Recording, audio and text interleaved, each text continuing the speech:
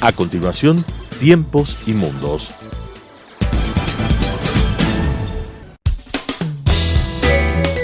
Clasificación A. Apto para todo público.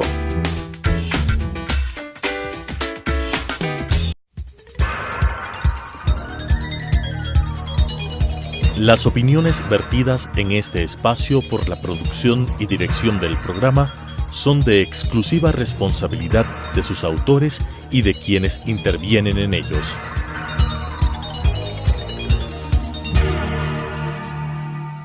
Telesucesos Canal 29 UHF presenta Tiempos y Mundos, un análisis de los acontecimientos y las tendencias que en nuestro común planeta se producen día a día, con la conducción de Alan Cathay.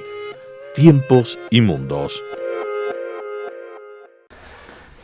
Irán y el Golfo Pérsico, nuevamente como tema de análisis en Tiempos y Mundos, por la gravedad de la circunstancia que se está generando en el sector. ¿Cómo se trasladó el centro de gravedad de la conflictividad del Oriente Medio, de lo que habitualmente había sido el conflicto árabe-israelí, el conflicto árabe sirio-israelí o egipcio-israelí, o el problema israelo-palestino? Y desde hace algunos años, el eje de la conflictividad del Oriente Medio histórica se ha trasladado hacia el este. Y se ha trasladado básicamente a la zona del Golfo Pérsico, que se ha convertido nuevamente en un escenario en el cual los problemas del mundo se manifiestan, ¿no? La conclusión del drama sirio con la victoria de Hafez al-Assad y de sus aliados, inquietantes por cierto, Irán y Rusia, y la lenta pero persistente pacificación del Irak, nos dan claramente la pista de cómo se están configurando hoy día los conflictos. Un feroz enfrentamiento entre Irán y las monarquías del Golfo Pérsico, con Arabia Saudita a la cabeza, sobre el siempre explosivo trasfondo religioso del chiismo y del sunismo. El nuevo escenario que empezó a ser protagonista de conflictos en la región en días recientes es el estrecho de Hormuz, la salida del Golfo Pérsico al océano, paso obligado de cerca del 20% del tráfico mundial de petróleo. Estamos hablando de 14 millones de toneladas de petróleo que salen diariamente a través del estrecho de Hormuz. ¿A dónde va ese petróleo? Ese petróleo se orienta esencialmente al mercado asiático, hacia China, hacia India y también hacia el mercado europeo, al cual llegan a través de tanqueros que tienen que cruzar este estrecho que tiene en su parte más, aunque sea redundante el término estrecha, 3 kilómetros de ancho. Ya en los años 80, este estrecho y el Golfo Pérsico fue escenario de lo que se llamó la guerra de los tanqueros, es decir, el ataque tanto iraquí como iraní al transporte masivo de petróleo de los buques tanques petroleros para afectar la economía del otro, pero también para advertir, sobre todo a Europa en ese momento, cuya dependencia era muchísimo mayor del petróleo de Oriente Medio que hoy, del riesgo que corría, al menos desde la perspectiva iraní, de seguir apoyando al gobierno de Irak.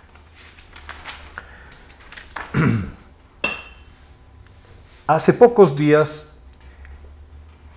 en el estrecho de Gibraltar, fue detenido un carguero, un buque petrolero iraní por parte del gobierno de la Gran Bretaña, aduciendo que transportaba petróleo al gobierno de Hafez al-Assad, al cual la Unión Europea ha impuesto sanciones por el tema de la guerra interna. La respuesta iraní se manifestó un par de semanas más tarde con el secuestro del petrolero británico Stena Impero y su internamiento en Irán, en el puerto de Bandar Abbas. A esto se agregó a los pocos días el derribo de un dron norteamericano reconocido por Estados Unidos, y luego la afirmación del gobierno norteamericano de haber derribado 2 drones iraníes negados por el gobierno iraní. Se habla ya de una flota de naves de guerra que estarían próximas a llegar al Golfo para convoyar a los cargueros petroleros y asegurar la continuidad y el flujo del petróleo para Europa y para Asia. Irán, por su parte, ha dicho que no, que la defensa y la protección de la navegabilidad en el Golfo les corresponde a ellos por ser ribereños. Sobre este complejo tema, nuevamente Tiempos y Mundos busca esclarecer las circunstancias y los riesgos implícitos y hasta explícitos que han llevado a esta situación, y para hacerlo, nadie mejor que Jorge Ortiz, conocedor como pocos del siempre fascinante y actual tema del Medio Oriente. Jorge, bienvenido. Gracias, Aaron. De nuevo estamos con nuestro tema habitual del Medio Oriente. Que será recurrente, ¿no? Porque sí. yo creo que concretamente en este caso, hoy, el conflicto entre Irán y los Estados Unidos no es un conflicto potencialmente explosivo. Creo que no lo es porque creo que ambos países, o ambos gobiernos más bien, están generando esta contienda por propósitos de política interna y nada más. Y ninguno de los dos tiene ningún interés en escalar el tema. Donald Trump es evidente, está ya en la campaña para intentar su reelección, y entonces siempre levantar el patriotismo de la gente, pues especialmente a sus bases, que son muy de America First y volvamos a ser América Grande ahora, todos esos lemas. El patriotismo es un tema que les encanta, y entonces está exacerbando sus bases republicanas más radicales con este conflicto con Irán, que él sabe que no lo puede escalar. Irán, a su vez, tiene problemas internos. El gobierno de Hassan Rouhani está afectado porque los sectores duros de la Guardia Revolucionaria están muy en armas. Tiene aliados importantes como el movimiento Hezbollah, un movimiento chiita también, que está muy cerca de Israel y está muy activo estas semanas.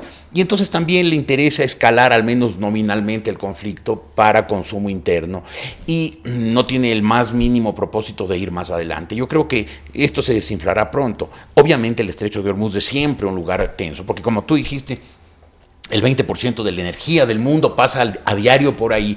Es un lugar inevitablemente tenso e intenso, y por lo tanto pues los conflictos serán recurrentes, pero el de hoy me parece menor.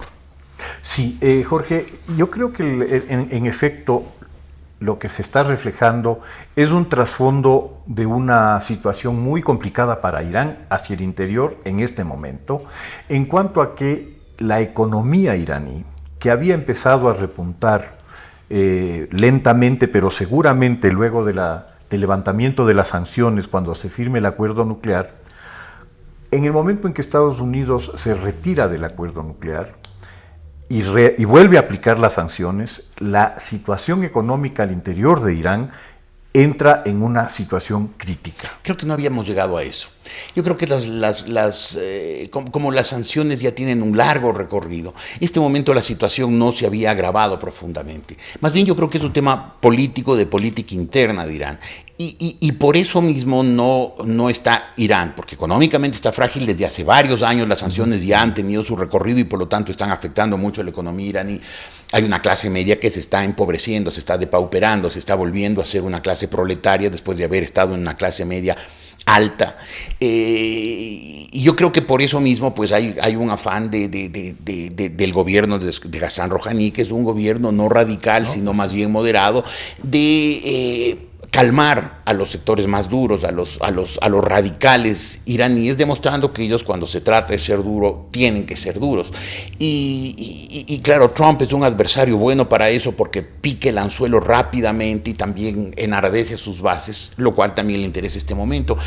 Pero creo que hoy por hoy el problema no es grave mientras no haya un error de cálculo. Un error de cálculo, un día, una lancha patrullera, alguna cosa, un disparo por ahí, puede haber una escalada. Pero yo creo que en este momento ninguno de los dos sectores está interesado. Además, creo que el régimen iraní tiene su conflicto propio con Arabia Saudita. Ese es el otro tema que tenemos que analizar, porque justamente ese es el escenario al que me refería al principio, es decir, el traslado del centro de gravedad del conflicto en Oriente Medio al enfrentamiento de Arabia Saudita con Irán sobre un trasfondo religioso. Claro, ahora yo creo que también este momento ninguno de los dos países está en condiciones de escalar el conflicto, ni Arabia Saudita con sus aliados sunitas, ni Irán con sus aliados chiitas en grupos, más que en países. Bahrein puede ser tal vez un aliado, pero sobre todo grupos como Hezbollah. El problema es que este momento ya hay un trasfondo de intereses geopolíticos mayores.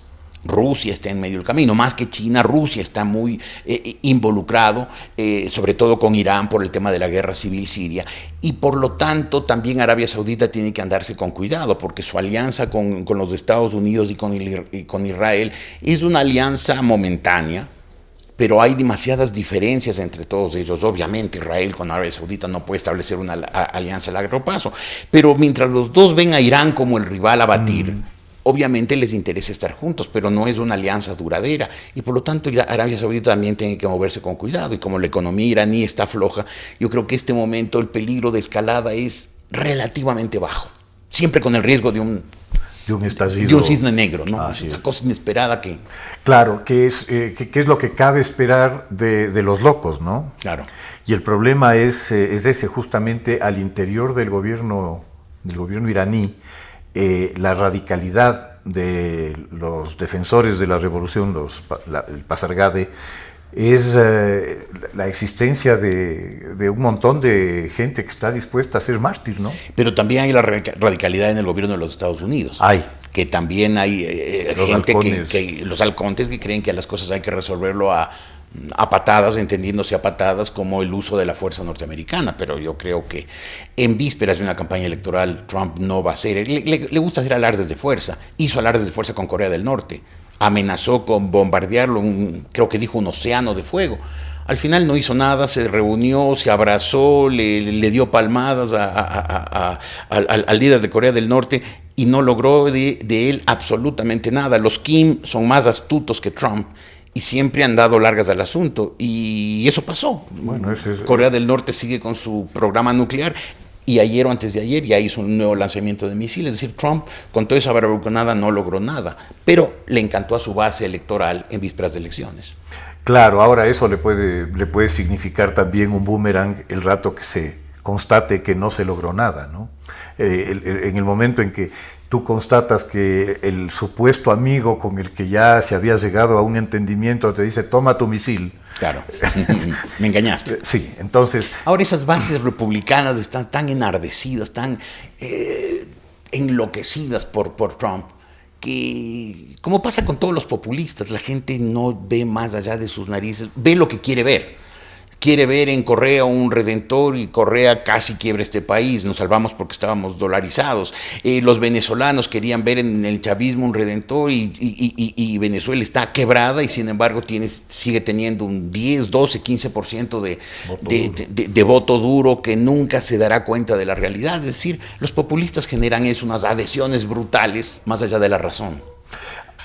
Comentabas hace un momento el tema de las sanciones económicas que efectivamente se le aplicaron a Irán, que debilitaron mucho la economía iraní, que la volvieron a debilitar ahora, pero que al fin del día no son decisivas. Coincido contigo en eso, y justamente me parece interesante que hayas mencionado el caso de Norcorea, porque es el mismo. A Norcorea se le han aplicado todas las sanciones imaginables y posibles, y en un país con muchísimo menos recursos que Irán, tanto económicos pero sobre todo de formación profesional, Corea del Norte ha sido capaz de desarrollar unos cohetes que efectivamente te transportan una ojiva nuclear, y la ojiva nuclear, en un país muchísimo más pobre que Irán. ¿Tú crees que Irán va a continuar en su curso hacia la obtención de un arma nuclear? Yo creo que sí, porque creo que para ellos el de Corea del Norte es un gran ejemplo. Corea del Norte no ha podido ser asfixiada, a pesar de que la comunidad internacional está alarmada porque un país de esas características, un país socialista que al mismo tiempo es una monarquía, una dictadura de hierro, con una dinastía, la de los Kim, con gente poco equilibrada, muy lanzada a apuestas altas, tenga armas nucleares.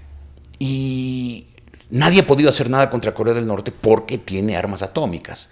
Irán dice, esa es la receta, el momento que yo tenga armas atómicas, nadie podrá jugar con nosotros. Y yo creo que el plan está avanzando rápidamente. Me parece que haber salido los Estados Unidos del acuerdo internacional del año 2015 fue un error capital, uno de los tantos errores cometidos en la política exterior por el presidente Trump.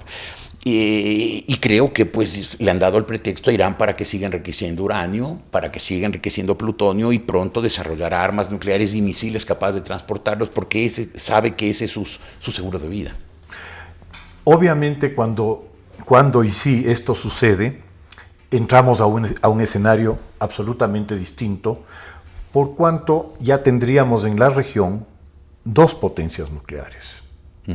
Es decir, tendríamos a un Israel dotado de armas nucleares y a un Irán dotado de armas nucleares. Y pronto Arabia Saudita. Es posible, pero con un agravante. De alguna manera, por su extensión, tanto Arabia Saudita cuanto Irán, en el evento de una guerra nuclear, de un ataque nuclear, son países muchísimo más grandes, con poblaciones muchísimo mayores que las de Israel. Y en esa medida, 2 impactos nucleares en Israel, se acaba el país. Básicamente estás liquidando al país. Claro. Lo que no sucedería en el caso de Irán o de Arabia Saudita, ¿no? Por eso yo creo que el gobierno israelí, a pesar de que es un gobierno de halcones, el de Benjamín Netanyahu, se está moviendo con cautela. ¿No? Fíjate que varios de los ataques que ha lanzado Hezbollah las últimas semanas contra Israel, los ha hecho desde una base en Siria, la base de Tel Alara, que es una base en la que hay radares rusos, es decir, ya hay operación militar rusa en territorio sirio muy cerca de la frontera con Israel. Israel creo que ha tenido que ser muy cauteloso en su reacción, en su respuesta al acoso de Hezbollah, porque sabe que si es que una respuesta, por ejemplo, atacando esa base, una base siria en que opera Hezbollah, significaría también un ataque a Rusia y podrían morir oficiales rusos y eso ya dimensiona de otra manera el conflicto. Por lo tanto, creo que este momento se está barajando de nuevo y no sabemos cuando termine esta situación cuál va a ser la relación de fuerzas, porque yo imagino que Israel también está avanzando con su programa nuclear muy rápidamente para no solo poder bloquear a Arabia Saudita y a Irán sobre todo, sino que su alianza con Arabia Saudita le pueda dar mayor consistencia precisamente para evitar lo que tú decías, que con un pan de bombas atómicas eliminen a Israel y al pueblo judío de la faz de la tierra. Claro, en ese sentido entendería yo el empeño tanto de Estados Unidos como de Europa de que los términos del acuerdo que se firmó sobre el control nuclear se extienda al control de la producción misilística, ¿no? Porque esa es, al final del día, la clave de la ecuación. ¿En qué llevo mis bombas nucleares? No sirve nada tenerlas almacenadas ahí en un arsenal si no las puedo sacar. Y yo creo que el proyecto del presidente Obama, de la canciller Angela Merkel, en general de los gobiernos que participaron en el acuerdo sobre la desnuclearización de Irán, tenían pensado eso, avanzar también al tema de los misiles. Y por eso me parece especialmente desatinada la decisión de Trump de sacar, porque el momento que salen los Estados Unidos de ese acuerdo, la capacidad internacional de verificación, que era el punto clave del tema, no era solamente qué incluía, sino qué capacidad tenía la comunidad internacional de verificar el cumplimiento del acuerdo, esa capacidad de verificación se derrumbó. Desapareció. Y en este momento Irán puede seguir avanzando con rapidez. Y el peligro es muy grande porque cada vez más países sienten que deben tener armas nucleares. Hoy mismo el peligro de un estallido en Cachemira. entre Pakistán e India, dos potencias nucleares que además no firmaron el acuerdo de no proliferación, es un peligro siempre latente. Pero claro, como la India y Pakistán en este momento tienen un status quo más o menos tranquilo, entonces nos descuidamos de ahí, estamos preocupados en el Oriente Medio. Pero por todas partes están surgiendo países que con el ejemplo de Corea del Norte dicen, si yo tengo un arma nuclear, me hacen caso. Me hacen caso. Nadie juega conmigo, si es que hagamos lo mismo. Sí, el tema de la nuclearización es complicado, pero mucho más complicado en una región tan proclive a la violencia y a la explosión como es el Oriente Medio, donde además, dentro de la ecuación nuclear, tienes que tomar en cuenta la presencia ya no de agentes estatales, sino de agentes paraestatales o proxies, como quieras llamarlos, que eventualmente podrían dotarse de alguna manera de una cabeza nuclear táctica y, en el caso de Hezbollah, cumplir lo que el gobierno iraní predica como su política exterior, es decir, la destrucción del Estado de Israel, ¿no? Ahora, yo creo que, esa es una suposición mía, no tengo argumentos para pensar eso, pero me parece una deducción, que el Mossad, que sin duda es el servicio secreto más hábil del mundo, debe estar trabajando muy singularmente en eso. Yo creo que menos miedo le puede tenerle al gobierno de Irán que a Hezbollah. Y yo creo que las potencias occidentales la CIA es bastante ineficiente según parece, hay una historia de fracasos, el MI6 británico parece ser un servicio secreto mucho más hábil, pero deben estar trabajando en que no solo Hezbollah, sino también el Estado Islámico, la red Al-Qaeda, todas estas organizaciones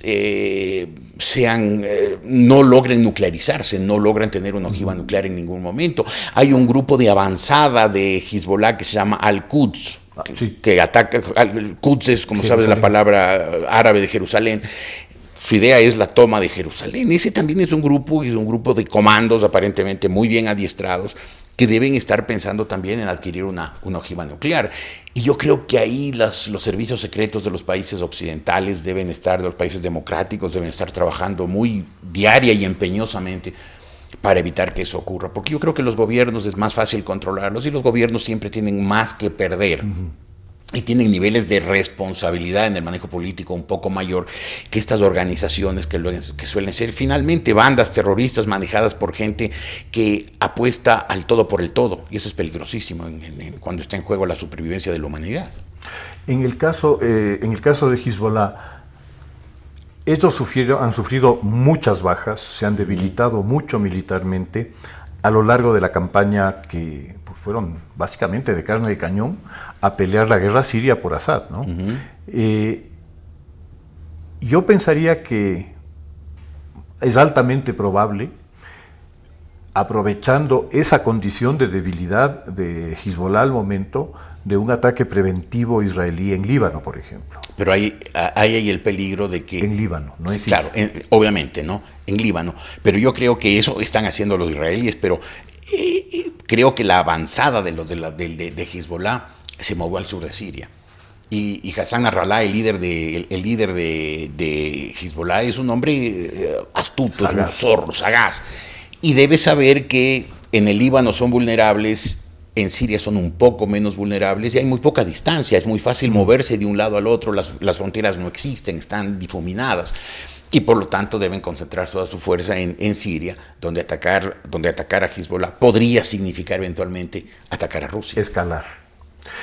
Te agradezco mucho, Jorge, como tú dices muy bien, la baraja se está repartiendo de nuevo y veamos dónde caen las cartas. Claro, ¿quién tiene los ases? ¿Y quién tiene los ases? Te agradezco mucho. A ti, Alan.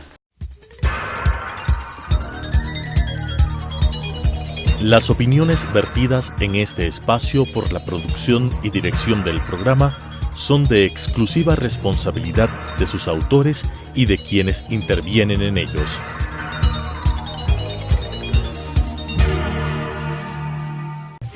Telesucesos Canal 29 UHF presentó Tiempos y Mundos, un análisis de los acontecimientos y las tendencias que en nuestro común planeta se producen día a día, con la conducción de Alan Cathay. Tiempos y Mundos.